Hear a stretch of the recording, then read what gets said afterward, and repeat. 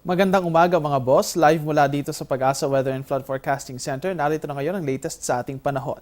Sa parting ito ng ating programa, ating muli makakasama si Pag-asa Weather Forecaster Hiner Kitlong upang sagutin ang ilang katanungan tungkol sa ating ulat panahon ngayong araw. Magandang umaga sa inyo, sir.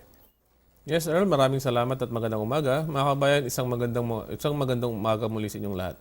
Mga kaibigan, simulan po natin itong ating panayam sa pamamagitan po ng pagtatanong tungkol sa isang concern ng ating mga taga-subaybay sa ating social media accounts. No? Marami nga nagtatanong kung bakit medyo kaunti ang bagyong nararanasan natin ngayong buwan ng Agosto, bagamat ang bilang dapat ay 3 to 4 tropical cyclones ang papasok sa bansa.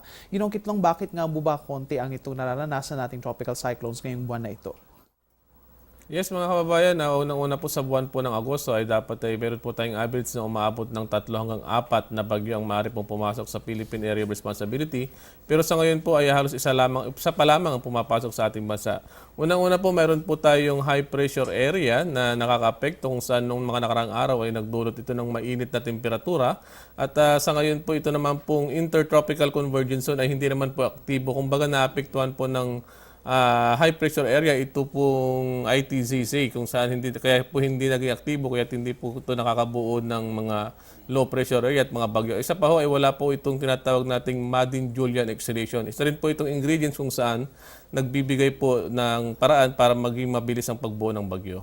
Mga kaibigan, yan nga, no, ilang dahilan kung bakit wala tayong masyadong tropical cyclone at mga tropical cyclone na pumapasok dito sa bansa ay dahil dito sa may malakas na high pressure area na pabalik-balik nga dito sa ating bansa. At alam naman natin, kapag may high pressure area ay tinatalo nito ang bad weather conditions at nagbibigay ng maaliwalas na panahon dito sa bansa. Samantala, wala rin dito sa atin ngayong parte ng Pilipinas at dito sa parte ng Dagat Pasipiko ang tinatawag nating Madden-Julian Oscillation ng MJO.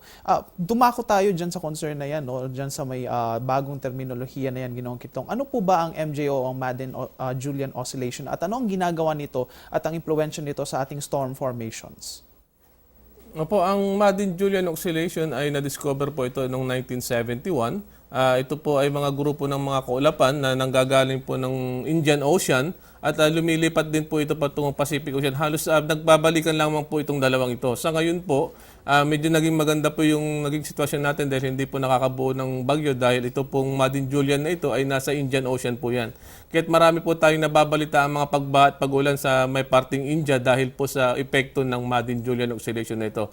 Halos lahat po ng mga convection clouds, mabilis po yung mga water vapor na pagbuo, nakakabuo po ng kaulapan, malalakas po yung mga pag-ulan. At pag ito naman po ay nasa Pacific Ocean, halos lahat po ng low pressure area na nanggagaling ng intertropical convergence zone ay mabilis na nagiging bagyo. Kumbaga isang ingredients po ito para mas lalong mabilis ang pagiging pagkakabuo ng mga low pressure area na maging isang bagyo.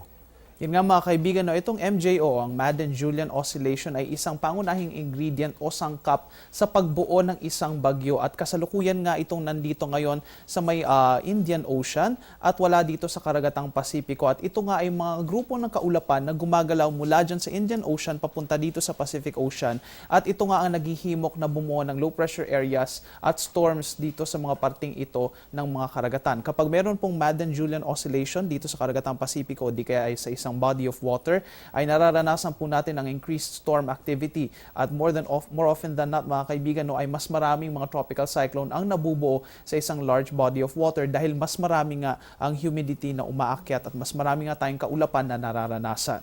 Isa nga sa ating mga nararanasan ngayong araw na itong weather system ngayong araw na ito dito sa bansa Ginoong Kitlong ay ang intertropical convergence zone. Muli po pwede niyo pong ibaliwanag sa ating mga manonood kung ano ang ITCZ at ano ang impluensya nito sa weather conditions ng bansa.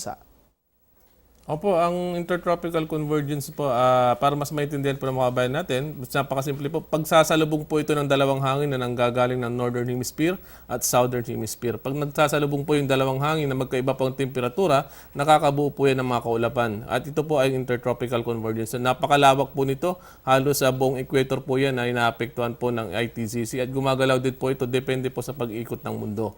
Sa ngayon po, ang ITCC ay nasa may Visayas po ito dahil nasa peak po tayo ng ng habagat o nasa August po tayo ngayon. Ito po yung pinaka-peak ng ITCC. Pero sa wing palad ay hindi po ganun kaaktibo itong ITCC kung saan mas magandang balita po sa atin yun dahil hindi po nakakabuo po ito ng bagyo. At sa ITCC po, malawakan po mga pagkulog pagkilat ang nararanasan natin dito at dito rin po nagkakaroon ng mga LPA. Dahil pag nagsasalubong po yung dalawang hangin, nakakabuo po yan, nagkakaroon po ng circulation kung saan ito ang pinagmumulan ng mga low pressure area. At dahil sa low pressure area na yan, dito na rin po nabubuo ang isang bagyo. Yun nga mga kaibigan, ang Intertropical Convergence Zone, napakalinaw naman na ipinaliwanag Ginoong Kitlong ay isang factor kung saan namumuo ang mga kaulapan at pagkidlat pagkulog, pati na rin ang ating mga low pressure area. At ito ay malawakan na weather system dito sa equator na pabalik-balik na umaakyat o bumababa dito sa ating bansa na siya nakaka-impluwensya sa ating weather conditions. Kabaligtaran nito, Ginoong Kitlong, ay umiiral nga rin ang high pressure area dito naman sa may bahagi ng Luzon o partikular ang ridge ng high pressure area. Anong po ba ang isang HPA at paano ito namumuo? Well, unang-una po pag sinabi natin high pressure area, masyado pong matataas po yung mga pressure dito kaya hindi po nakakabuo ng kaulapan. Unang-una, ang hangin po sa high pressure area ay clockwise po yan. Kumbaga kung nasa yun pong hangin dito sa may atmosphere, kung dahil po sa clockwise, bababa po yun dahil malamig po ang hangin dyan. So pag bumaba po yung mga hangin dyan, nawawala po ng mga kaulapan sa lugar na yan. At pag sinabi natin high pressure, napaganda po ng panahon, mainit, maaliwalas. Yun nga lang po, pag masyadong mainit, mabilis naman po ang formation ng mga kaulapan.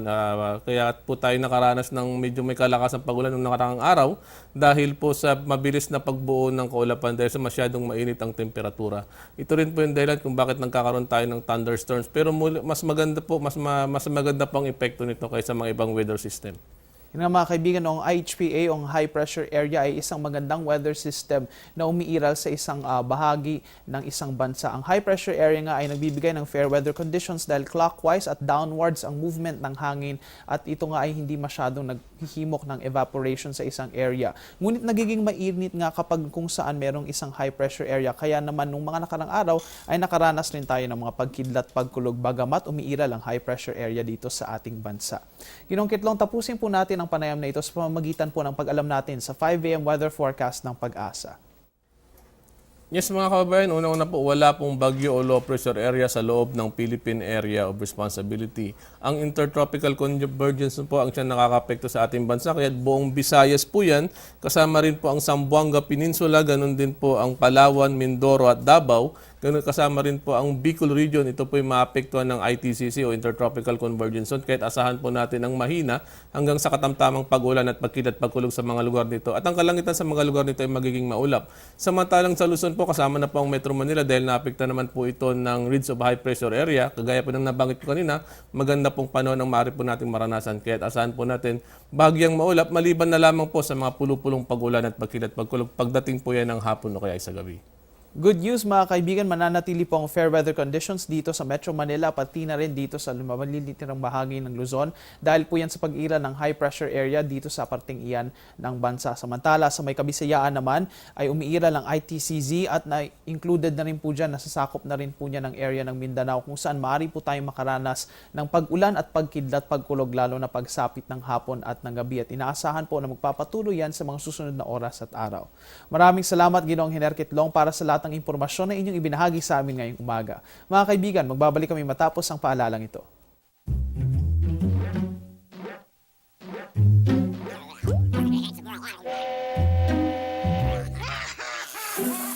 Worried kung nasaan ang package mo? Sa Air 21, worry-free! May real-time SMS updates kaya alam mong status ng padala mo every step of the way. Why worry? Pwede namang worry-free. Sa Air 21, sagot ko, padala mo. At yan ang latest mula dito sa Pag-asa Weather and Flood Forecasting Center. Please check our social media accounts on our website para sa latest weather information. Mula dito sa Panahon TV kung saan walang pinipiling panahon ang pagbibigay impormasyon. Ako ang inyong weather guide, Earl Figuracion. Magandang umaga sa inyong lahat.